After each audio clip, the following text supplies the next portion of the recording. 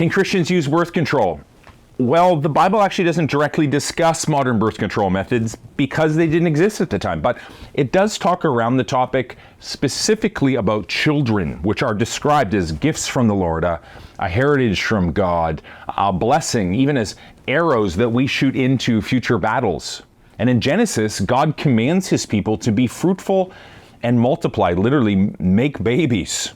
Conception from the biblical perspective is a blessing, and contraception, by definition, is the opposite of conception.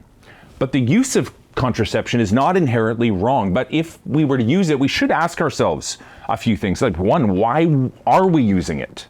Couples might delay childbearing for any number of reasons, maybe a concern around financial stability, but we always need to question whether or not this is an action coming from faith or one from doubt. Fear shouldn't keep us from having kids.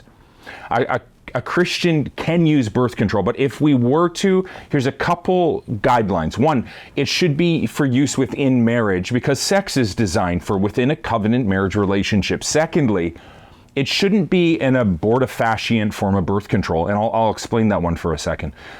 Some birth control methods prevent the sperm from fertilizing the egg, things like condoms, diaphragms, spermicides, they do this, but many common birth control methods actually cause embryonic death. They force eggs to abort.